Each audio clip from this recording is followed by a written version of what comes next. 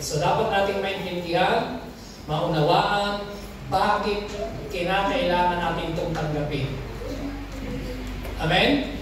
Are you ready, mga kapatid? Meron ba kayong Bible? Meron kayong notebook? O kahit sa cellphone? Sundan niyo po ang mensahe ng Panginoon. Amen? So, topic po natin ay ang topic po natin ay why we need the empowerment of the Holy Spirit. Bakit ba kailangan natin ito? So, maaaring ito yung tanong natin, bakit ba natin ito pinag-uusapan? Ano ba ang kahalagahan ito sa ating pamumuhay Kristiyano? So, mga kapatid, magtuturo po ako ng at least mga 30 minutes.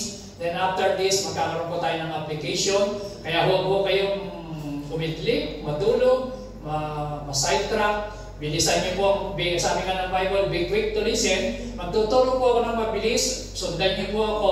Dahil ito lang po ay mga review, narinig na natin, na pag-aralan natin. Pero tanggapin natin ang bagong revelation ng Panginoon. Amen? Amen, Amen po ba? Amen. Okay, so tuloy po natin. Kasarayo, mag-move. Ayan. Ang sabi po ng John chapter 3, verse 3 to 5, sabi po niya ni Jesus Christ, siya po ang kausap niya po ay si Nicodemus. So si Nicodemus po, mga kapatid, siya po ay isang priest, tagapagturo ng kasulatan. Ang sabi niya, Jesus answered him, truly, truly, I say to you, unless one is born again, he cannot see the kingdom of God. So si Kristo po ang nagsabi, maliban ang tao ay mag-born again. Hindi sinabing, maliban ang tao ay mag-member ng relihiyon, hindi po ganon. Ang sabi doon, unless he is born again. Hindi sinabing unless na ikaw ay maging religious people, hindi gano'n. Hindi sinabing maging ikaw ay maging mabait, hindi gano'n. Ang sabi doon, unless he is born again, you cannot see the kingdom of God. Nicodemus said to him, how can a man be born when he is old? Eh matanda na ako, paano kayo papanganak? Can he enter second time into his mother's womb and born? Ito sagot ni Jesus. Jesus answered, truly, truly, I say to you. Pag sinabing truly, truly, totoong, totoong, totoong, totoo. Amen? Amen? Ano sabi niya? Unless one is born of water and the Spirit, he cannot enter the kingdom of God. So, dalawang beses ang binanggit magkaiba. Born of water. Sabi niyo, born of water? Born of water. Born of the Spirit. Born of the Spirit. Okay. Kailangan ipanganak sa laman, sa Espiritu at sa tubig. Okay. Ayan. Ayan. Verse 6. Ang sabi po niya, that which is born of the flesh is flesh. Ang ipinanganak sa laman ay laman, ang ipinanganak sa espiritu ay espiritu. Sabihin natin, born of the flesh, is flesh. Born of the spirit, is spirit. Sabihin natin sa pa, born of the flesh, is flesh. Born of the Spirit, is Spirit. So anong tinutukoy? Yung ating kapanganakan, tayo po ay pinanganak ng magulang natin, yun yung ating birthday. Ano? Nagbe-birthday tayo. Yun po yung born in the flesh, pinanganak sa laman. Pero kinakailangan, ipanganak yung ating spirito. Kasi yung sabi ng Ephesians chapter 2, verse 1, you were dead because of your sins and transgression. So because of sin, ang tao po man is separated from God. So nahiwalay sa Diyos. Kaya kailangan maborn yung kanyang spirit, magkaroon ng regeneration. So kaya ang sinasabi ng verse 7, do not marvel that I said to you, huwag kang magtaka, you must be born again. Sabi natin, you must be born again. You must be born again. So yan po ay salita ni Jesus. Hindi galing sa mga apostol, hindi galing sa kung sino mang tao sa propeta, sa Old Testament. Si Kristo mismo ang nagsabi niya na you must be born again. Na lahat tayo, lahat ng tao, unless na siya hindi ma-born again, hindi siya makakapasok sa karya ng Diyos. Ngayon po, nung tinanggap natin si Lord, ang sabi ng Romans chapter 8 verse 9, you, however, are not in the flesh, but in the Spirit. So if in fact the Spirit of God dwells in you, anyone who does not have the Spirit of Christ does not belong to Him. So kapag wala sa iyo ang Espiritu ng Diyos, are you listening? Amen. Pag wala sa iyo ang Espiritu ng Diyos, hindi ka sa Diyos, hindi ka kabilang kay Lord. Yan, very clear. anyone who does not have the Spirit of God, of Christ, does not belong. So ngayon, dahil tinanggap na natin siya bilang Panginoon tagapagligtas, nasa iyo na ang Espiritu ng Panginoon. 1 Corinthians 6:19, do you not know that your body is the temple of the Holy Spirit who is in you? So yung katawan mo ngayon, nung tinanggap mo siya, sa Old Testament, ang Holy Spirit nananahan sa physical na templo. Okay, kailangan ng lugar na nananahan sa. Ngayon, sa New Testament, sa atin, ang panahonan ngayon, tayo po yung ating katawan ang templo ng Banal Espiritu. Sabihin natin, I am the temple of the Holy Spirit. I am the temple of the Sabihin Holy natin, my body is the temple of the Holy Spirit. So, yung katawan natin, tayo po ay templo ng Banal Espiritu. Ngayon, yung tinanggap mong Espiritu ay hindi baby spirit, junior spirit, o kalahating spirit, kundi full spirit. The same Spirit who raised Jesus Christ from the dead, yun po yung Espiritu natin tinanggap. Yun yung Espiritu na tinanggap ng mga disipulo, yun yung Espiritu na makapangyarihan, omnipotent Spirit, omniscient Spirit, all-knowing Spirit. So, hindi po half o konting Spirit, kundi full Spirit. The Spirit of God yung tinanggap natin. Okay? So, dapat natin maintindihan yon na ang Espiritu ng Diyos nasa sa iyo dahil Christian ka na. Maliban na lang, kung di ka pa talaga born again, pumupunta ka lang sa church, ngayon pa lang nakapakinig ng Word of God, o kaya nag-church ka, hindi mo pa rin naiintindihan na maging born again, wala pa sa Espiritu ng Diyos. Dapat tanggapin mo siya kasi ang sabi ng Bible, unless na born again ka, hindi ka makakapasok sa kalan ng Diyos, sabi ni Jesus. So, kailangan tanggapin natin ang Espiritu ng Diyos. Ngayon, sabi ng chapter Ephesians 5:18, do not get drunk on wine which lead to debauchery. Instead, be filled with the Holy Spirit. So makikita natin, dalawang bagay yung tinuturo. Iba yung indwelling, iba yung infilling. Sabihin natin, be filled with the Holy Spirit. So yung tinanggap natin ng Espiritu ng Diyos, ang tawag doon indwelling. Nananahan natin ng Espiritu ng Diyos. Ngayon, yung tinatawag na baptism, the word baptism, sa Greek word is baptizo, to immerse, to sink. So, kinakailangan ikaw ma-filled with the Holy Spirit, mapuspos, magkaroon ng influence sa iyo ang Banal na Espiritu, makontrol tayo ng Banal na Espiritu. So, iba yung tinanggap mo Espiritu sa pinuspos ka pa ng Espiritu ng Diyos. Amen? Dahil sabi niya, ito po ay utos. So, yung sinabi ng Ephesians 5:18, ito po ay hindi request. Ito po ay utos yan. Sabi ron ni Paul, ang kausap niya dyan, mga Kristiyano, mga believer, be filled with the Holy Spirit. Sabi natin, be filled with the Holy Spirit. Be filled with the Holy Spirit. Be filled with the Holy Spirit. So, kailangan mapuspos tayo ng banal na Espiritu. Puspos dapat, okay? Ngayon, sa Acts chapter 1, verse 4 to 5, naalala niyo po, ang sabi ng Luke chapter 24, verse 49, sabi ng Lord sa mga disipulo, stay in Jerusalem until you have been clothed power from on high. Okay? Naalala niyo po yan?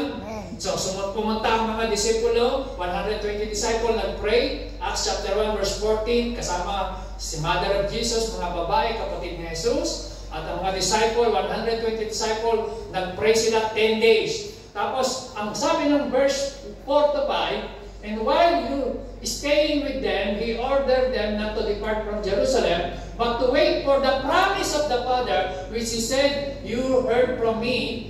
For John baptized with water. Sabi natin, baptized with water. Baptized with water. So, isang klase ng baptism, yung water baptism. But you will be baptized with the Holy Spirit not many days from now.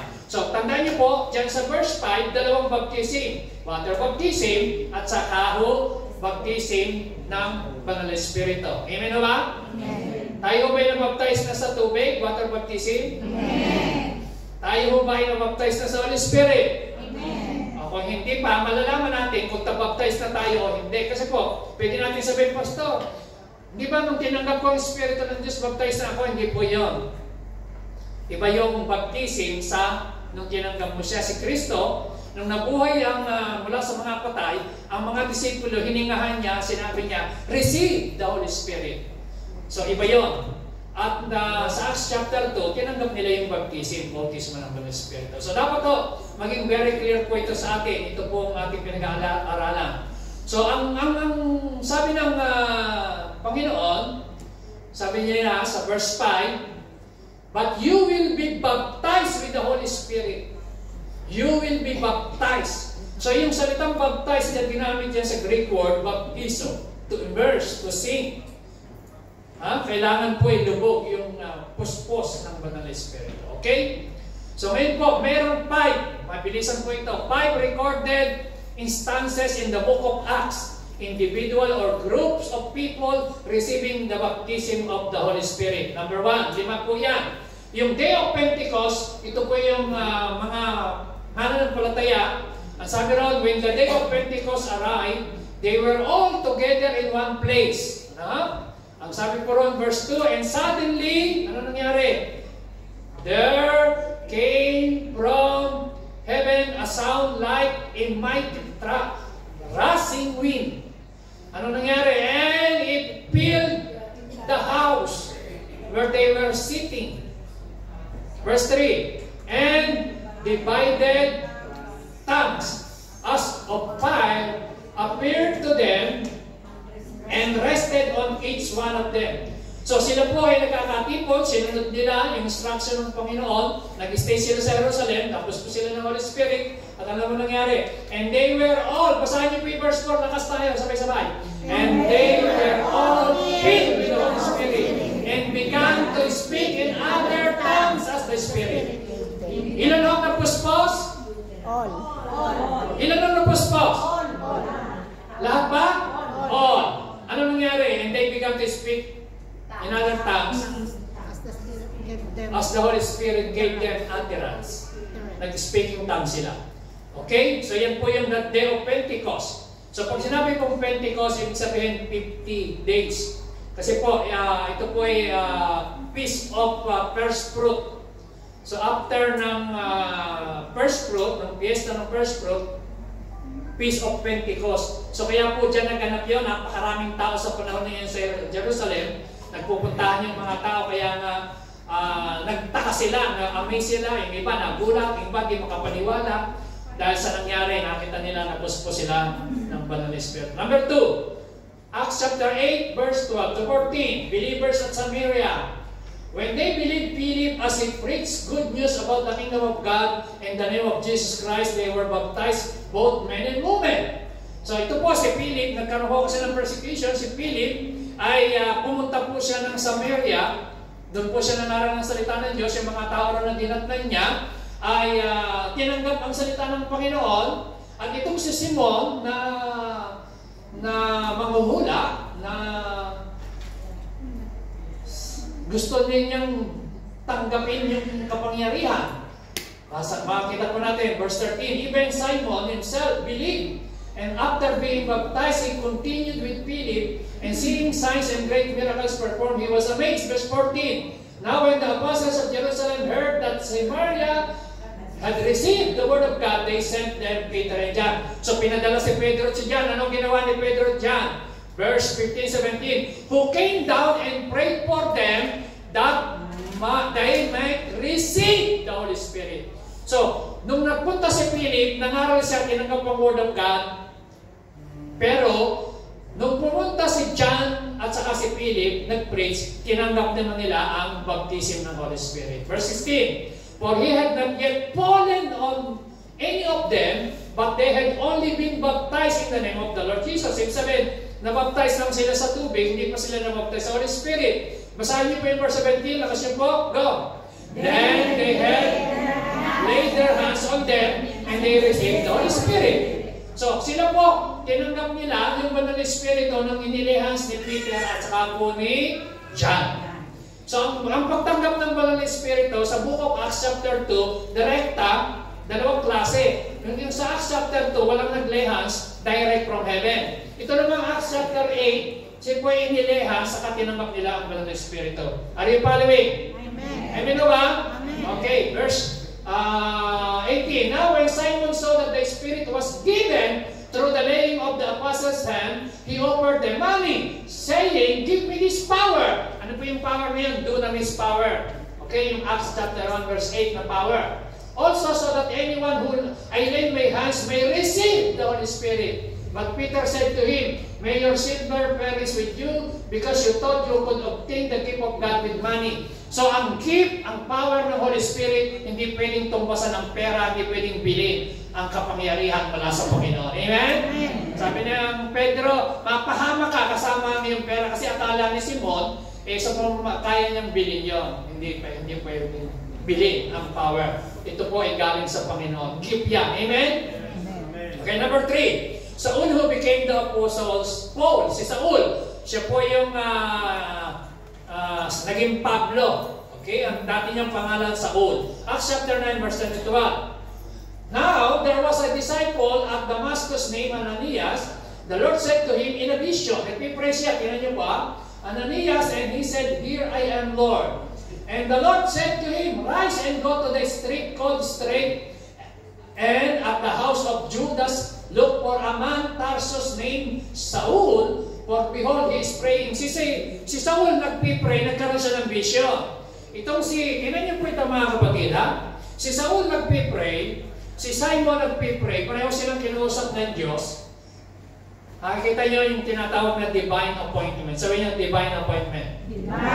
Okay. Nung nagpipray siya, sabi ng verse 12, and he has seen in a vision, a man named Ananias came in and lay hands on him so that he might regain his sight. Kasi nabulag si Saul eh. Di ba? Tatlong araw siyang nabulag. Nakakita siya ng liwanag, nakasakay sa kabayo, papunta sa Jerusalem, sa daang Damasco. Nabulag siya. Bumagsak sa kabayo. Tapos, nung siya nagpipray, imagine 3 years old, born again pa lang dito si Paul. Si Saul. Tinanggap niya yung Holy Spirit. Yan yung verse 13. But, kayo pumasa. Answer, lakas niyo po. Lord, I have heard from many about this man, how much evil he has done the saints of Jerusalem. And here he has authority from the chief priest to bind all who call on your name. Verse 15, lakas natin. But the Lord said to him, go, for he has chosen an instrument of mine to carry my name before Gentiles and kings and the children of Israel. So takot pa, nag-aalinlangan pa itong si Simon na pumunta kay Saul kasi alam niya, si Saul ay terorista. Nagpapakulong, nagpapapugot ng mga ulo ng Kristiyano, persecutor. So takot siya pumunta, pero nangusap ang Diyos sa kanya, punta ka! Huwag ka mag-alala, pinili ko siya at siya gagawin kong instrument, chosen instrument ko siya para dalhin niya ang aking pangalan. At yun nga po nangyari. So mga kapatid, verse 16, ano po nangyari? Habang inililihans ni Ananias, ano po nangyari? Tinanggap niya yung kanyang paningin, nalaglag sa kanyang mata yung mga kaliskis, and be filled with the Holy Spirit. Sabi niyo, be filled with the Holy Spirit. Yeah, tapos po siya ng Holy Spirit. Nung siya pinunta ni Simon at pinag-pray. So mga kapatid, yan po si Paul. Number 4, Cornelius and his household. Acts chapter 10 verse 44 and 45. And sabi ron, while Peter was still saying these things, the Holy Spirit fall all who heard the word. Habang nagtuturo po si Pedro, ang mga tao nakikinig pa lang, bumaba na sa kanila ang Espiritu ng Diyos. Anong sabi ng verse 5? Lakas nyo na po. And the believers siya, from among the circumcised who had come with Peter were amazed, because the gift of the Holy Spirit was poured out even on Gentiles. Kapatid, ibig sabihin ganito, pag tinanggap mo ang power, ang kapuspusan ng Holy Spirit, pati gift kasama. Ayan, sinabi, yung gift of the Holy Spirit. So, mayroon din gift. May power, may kasamang gift. Verse 46. Ano yung nangyari? For they were hearing them. Ano nangyari? Speaking in tongues and extolling God. Then Peter declared. Verse 47. Can anyone withhold water for baptizing these people who have received the Holy Spirit just as we have? And he commanded them to be baptized in the name of Jesus Christ. Then they asked him to remain for some days. So, pagkatapos na mabaptize ng Holy Spirit, nagpabautismo sila sa tubig. So mga kapatid, yan po yung pangyayari. Okay? As I began to speak, sabi niya, the Holy Spirit fell on them just on us at the beginning. Verse 16. And I remember the word of the Lord, how he said, John baptized with water, but you will be baptized with the Holy Spirit. Amen? Amen ba? Nasusunod niyo ako? Amen. Binibilisan ko talaga at gusto kong mayari ito ng mabilis kaagad para masundan niyo po yung aking tinuturo. Okay? Number 5. Believers at Ephesians. Acts 19 verse 1 to 3. And it happened that while Apollos was at Corinth, Paul passed through the inland country and came to Ephesus. There he found some disciples. Tingnan niyo po, disciples na po ito. Hindi ho simpleng Kristiyano, disciples. Pero hindi pa sila nababaptize sa Holy Spirit. And verse 2. Tayo niyo po basahin yan, verse 2. And he said to them, did you receive the Holy Spirit when you believe? And they said, ano sagot nila? No! We have not even heard that there is a Holy Spirit. Imagine, disciple, pero hindi nila alam na may banal na Espiritu. Alam niyo mga kapatid, hindi ibig sabihin nag-church ka na, matagal ka na, lagi ka nakikinig, naiintindihan mo na ang patungkol sa bagay na ito. Sila nga, disciple na yan, pero hindi pa sila na-baptize. Ano sabi ng Panginoon sa verse 3? And he said, into what were baptized, you baptized. They said, into John baptism. Ano yung water baptism? Baptism of repentance. So kung nabaptize ka na sa baptism of repentance, sabihin ng water baptism, iba yung baptism sa Holy Spirit. Mga kapatid, magkaiba yan. Okay? Dapat natin maintindihan. Verse 4. And Paul said, John baptized with the baptism of repentance, yun, telling the people to believe in the one who has to come after him, that is Jesus. So on hearing this, they were baptized in the name of the Lord Jesus. Verse 6. And when Paul, ano ginawa ni Paul? Had laid his hands on them, ano nangyari? The Holy Spirit came on them, and they began speaking in tongues and prophesying. Nakita niyo mga kapatid? Iba yung tinanggap nila yung Espiritu, at iba pa yung napuspos sila ng Holy Spirit. Sila po ay nag-prophesy. So mga kapatid, at nag-speaking tongues. Summary of the 5 recorded instances. Number 1, 3 out of the 5 recorded instances, the people who were baptized in the Holy Spirit spoke in tongues. So, pang-apat dyan, si Paul, nung siya inilehas, hindi naman siya nag-speak in tongues kaagad, pero, mababasa niyo sa 1 Corinthians 14, siya po ay, sabi niya, I speak in tongues more than all of you. So, later on, si Paul na baptized din, na nag-speak of things din po siya. Kasi sinulat niya po, sa 1 Corinthians 14, siya po ay nagsasalita sa iba't ibang wika. Higit sa lahat ng mga taga-Korinto. Amen ba?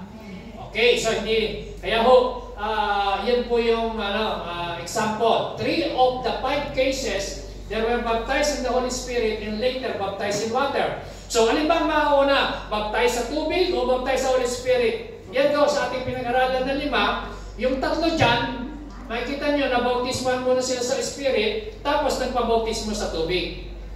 Tapos in 2 out of the 5 that is at Samaria and at Ephesus, they were baptized in water and then later baptized in the Holy Spirit. So kung alin ang mauna, wala namang problema. Yung mabautismos ka sa tubig o mabautismo ka sa Espiritu. Kahit alin ang mauna, walang problema doon. Amen ba? Kasi sabi ng ibang pastor, hindi pa ako nababautismo sa tubig eh. Pwede bang mauna yung bautismo sa Espiritu? Yes, pwede. Depende ho sa kalooban, sa gusto ng gagawin ng Holy Spirit sa iyo at will niyaya. Kaya lang dapat mong i-desire. Dapat ready tayong tanggapin natin. Amen? Amen. 5 reasons why you should be baptized in the Holy Spirit. Dahil 5 dahilan. Bibigyan ko po kayo. Marami po yan. Pero sa akin pong pag-aaral sa Book of Acts, marami po tayong makikita. Alam niyo po, ang gawa ng mga Espiritu sa Book of Acts, makapangyarihan. Amen ba? Okay, number 1, bakit kailangan? Power to witness. Sabi natin, power to witness. Power to witness. Basahin niyo po, Acts 1:8, lakas niyo po. But you will receive power when the Holy Spirit has come upon you, and you will be my witnesses in Jerusalem, and in all Judea and Samaria and to the end of the earth. So mga kapatid, kapag ikaw ay nabaptize ng Holy Spirit, dumating sa iyo yung power, magkakaroon ka ng power to witness. Sabi niyo, power to witness. Power to witness. Alam niyo bakit maraming Kristiyano hindi makapag-share ng Word of God? Kulang sa power. Mahihiya tayo mag-share na. Kahit mag-invite nga lang, mahihiya tayo. No? Hindi tayo makapag-witness. Yung buhay natin hindi nagiging witness, hindi nagiging patotoo. Kailangan natin ng empowerment ng Banal na Espiritu. Amen o ba? Amen. Are you following me? Amen. Susundan niyo po ako. Amen. Mabilis po ba? O... Mabilis. Okay. Sakto lang. Okay, sakto. So, power to witness. Number 2, power for boldness. Sabi natin, power for boldness. Power for boldness. Acts chapter 4 verse 31. Ano sabi po ng verse na yan? Up. And when they had prayed. So, tandaan niyo po sila Pedro, pinagbabawal ang mga salita ng Diyos, pinagpipigilan sila. Ngayon, ikinulong sila, tapos pinalaya ng anghel. Tapos na yan, pinagbabawalan na silang mangaral dahil marami po nako-convert. Dahil first preaching ni Peter, 3,000. Everyday, marami na saved. Ngayon, sabi ng mga religious leader, tumigil na kayo sa pangangaral. So, nag-pray po sila, Lord, bigyan niyo kami ng boldness. Acts chapter 4, verse 31, nilakas niyo po. Everybody. And when they had prayed, the place which they were gathered together was shaken. And they were all filled with the Holy Spirit and continued to speak in the Word of God with boldness. So, power for boldness. Kailangan ba natin ng power to witness? Power for boldness? Ibig sabihin, kailangan natin ng empowerment ng Banal na Espiritu, mga kapatid. Amen? So, kung ikaw sasabihin mo, Pastor, nabaptize na ako ng Holy Spirit, meron ka bang boldness? Meron ka bang power to witness? Kung wala ka niyan, baka kailangan mong i-renew. Kailangan mong tanggapin yung refreshing o magkaroon tayo ng press empowerment mula sa Banal na Espiritu. Yan po, kaya yan po yung tema natin, mga kapatid. Okay? Number 3, power for miracle. Sabi natin, power for miracle. Power for miracle. Acts chapter 6 verse 8. Tingnan niyo po si Stephen. A man full of God's grace and power. Dunamis power yun, ha? Dunamis. Ano po yung dunamis? Ito po yung dynamite power. Dito galing yun. Power to do signs and wonders and miracles. Sabi ron, he did great wonders and miraculous signs among people. Anong sikreto? Dahil puspos yan ng Banal na Espiritu. Acts chapter 8 verse 13. Tingnan niyo po. Simon himself believed and was baptized, and he followed Philip everywhere, astonished by the great signs and miracle he saw. Amen? So kailangan natin, kung gusto natin gamitin tayo ng Lord sa signs, wonders, sa healing, sa miracle, kailangan mo ng empowerment ng Banal na Espiritu. Amen? Amen. Gusto niyo ba yan? Amen. O ako lang? Gusto ba natin yan? Amen. Gusto niyo ba ng power to witness? Amen. Gusto ba niyo ng power for boldness? Tumapang tayo mag-share? Tumapang tayo na magbahagi, na mag-invite para sa Panginoon? So pag wala tayo ng boldness, kulang tayo sa kapangyarihan ng Banal na Espiritu. Number 3, signs, wonders, and miracle. Number 4, mga kapatid, makikita niyo, power for wisdom. Sabi natin, power for wisdom. Acts chapter 6 verse 10. Lahat ng pinag-aaralan natin sa book of Acts. But they could not withstand the wisdom and the spirit which he was speaking.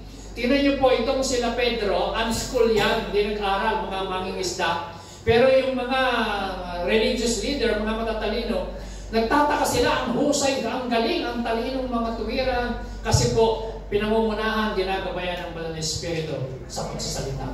But they could not withstand the wisdom and the spirit with which he was speaking. Alam niyo po, pag ikaw ay napuspos ng Holy Spirit, bibigyan kanya ng wisdom. Hindi lang yun. Example po, tingnan niyo po. Exodus 31 verse 1 to 5, the Lord said to Moses, see, I have called by name Bezalel, the son of Uri, son of Hur, of the tribe of Judah. And I have filled with the Spirit of God with, ability. Sabi natin, ability. So, pag puspos ka ng Espiritu ng Diyos, puspos ka ng ability. Ano ba ho? Intelligence. Sabi natin, intelligence. Knowledge. In all craftsmanship, to devise artistic design, to work in gold, silver, and bronze, cutting stone. So nakikita niyo po, pag puspos pa lang ang tao ng Espiritu ng Diyos, may wisdom, may ability, may knowledge, nagiging matalino ka, mahusay, magaling. Amen? Gusto ba natin yan?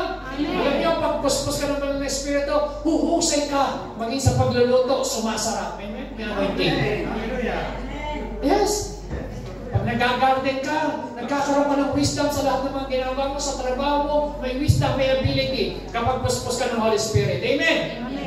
Iyan ho, nakita niyo po yan, very clear. Example po yan sa Bible. Number 5, power for divine appointment. Alam niyo po, meron tinatawag na divine appointment.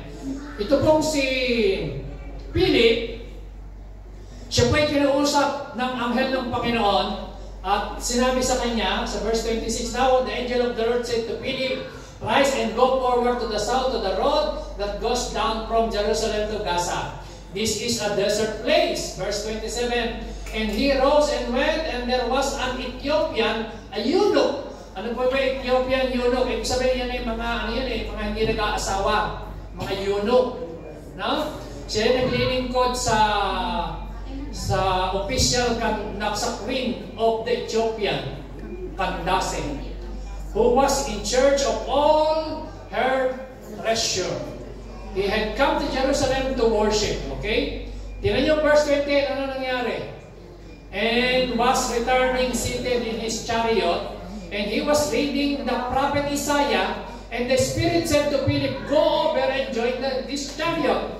So ito pong si Philip, kinausap ng Espiritu ng Diyos, sinabi sa kanya na makikita niya pumunta sa Jerusalem, tapos makikita niya itong isang eunuch na nakasakay sa karwahe, tapos sabi ng Holy Spirit sa kanya, sumakay ka, mag-join ka. At alam nyo, nung nag-join siya, yung binabasa nung eunuch, hindi niya naiintindihan. So kaya tamang-tama, kaya pala pinapunta si Philip doon, diyan para ipaliwanag sa kanya. Sabi noon, verse 13. Sabi noon, so Philip ran to him and heard him reading Isaiah the prophet and asked, do you understand what you are reading? Hindi ka niya naintindihan yung binabasa niya. Alam niyo mga kapatid, kahit nagbabasa ka ng Bible, kung minsan pag talagang walang Espiritu ng Diyos, hindi mo maiintindihan. Ito ang sample. Itong eunuch, nagbabasa, pero hindi niya naiintindihan. Dumating lang po si Philip, piniliwanag sa kanya yung binabasa mo na yan, ay patungkol kay Hesus Kristo.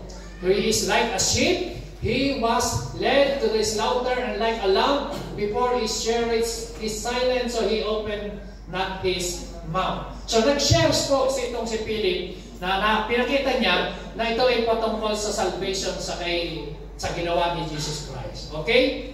So ano nangyari? Ito pong eunuch, siya po ay nakakita ng tubig dahil tinanggap niya ang Espiritu ng Diyos, nagpabautismo agad siya sa tubig. Yan po. Verse 36.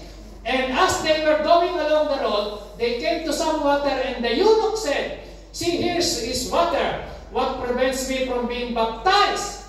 And he commanded the chariot to stop, and they both went down into the water. Philip and the eunuch, he baptized him. So makita niyo mga kapatid, nagpabautismo ka agad nung tinanong ng Espiritu ng Diyos. Pwedeng mangyari yun. Okay. So ano po ang pinakikita ko sa inyo? 5 bagay kung bakit kailangan natin ng empowerment ng Banal na Espiritu. So ngayon, tayo lahat ay tumayo. Tayo po tumayo. Sige po, tamayin po tayo. Pastor.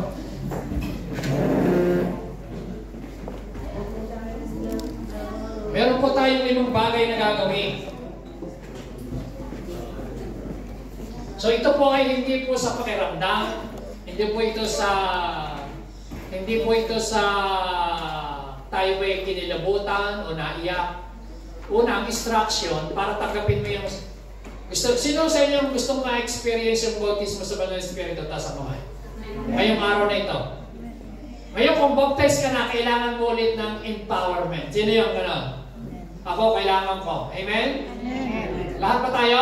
Amen. Okay, ito instruction number 1. Repent. Sabi natin, repent. Repent. Sabi dyan, and Peter said to them, repent and be baptized every one of you in the name of Jesus Christ for the forgiveness of your sin, and you will receive the gift of the Holy Spirit. So number 1, repentance, pagsisisi.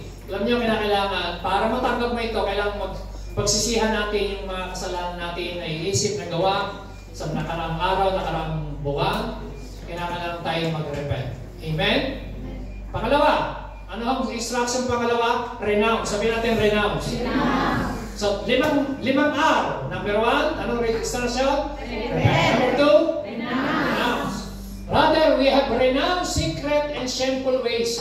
So, kailangan i-renounce natin. Ano ibig sabihin ng renounce? Sa pangalan ni Jesus, nire-renounce ko, ikinatakwil ko ang lahat ng mga shameful na bagay o kahihiya o mga kung ano involved sa pagkukulang, pagnanawas, anting-anting, lahat i-renounce. Ibig sabihin, kinatakwil ko lahat ng mga involvement ko sa espiritista, involvement ko sa mga maling pagsamba, maling paniniwala. Kailangan i-cut mo yun, i-renounce mo. Yan ang sabi ng Bible. Renounce. Sabi natin, renounce. Renounce. Number 3, reject all fear. Huwag kang matakot. Kasi yung iba sabihin, Pastor, baka nakakatakot yan. Baka mamaya, hindi espiritu ng Diyos ang dumating sa akin, espiritu ng kaaway. Hindi po totoo yan. Sabi ng Luke 11, verse 11 to 13, so what father among you, if his son asks for a piece, halimbawa, yung tatay, humingi ng isda, bibigyan ba siya ng serpent? No. Halimbawa, kayo bang mga tatay, humingi ng isda ang anak nyo, ahas ba ibibigay nyo? No. Oh, verse 12, humihingi ng itlog, bibigyan nyo ba ng scorpion? No. Ano sabi ng verse 13? If you then, who are evil, ang tao masama, know how to give good gifts to your children, how much more will the Heavenly Father give the Holy Spirit to those who ask Him? So pag hiningi mo, Holy Spirit, please baptize me. Holy Spirit, puspusin mo ako ngayong araw nito. Pupuspusin ka nga ng Panginoon. Kapag galing yun sa puso at seryoso ba? Amen? Amen. And number 4, relax. Sabi niyo, relax. Relax. So, you are not trying to convince God to do something. Di ka na kailangan mag-struggle. Di ka na kailangan magpaawa o magmakaawa, Lord. Para mo nang awa, puspusin mo na ako. Lord, para mo nang awa. Kung hindi mo ako pinuspos, di na ako atin. Hindi ka na. wala ho. Di ka na kailangan. Relax ka lang. Sabi niyo, relax. Relax. Ano number 1? Repent. Number 2? Renounce. Number 3? Reject. Reject all fear. Number 4? Relax. Relax. Ang sabi doon, yung mga tinanggap nila yung sa Acts chapter 1, nakaupo lang sila, relax sila. Sitting, they were sitting, sabi doon ng Bible. Relax. So huwag kang mag-struggle by faith yan. Yan po yung number 5, receive. Sabi natin, receive. Sabi, receive it by faith.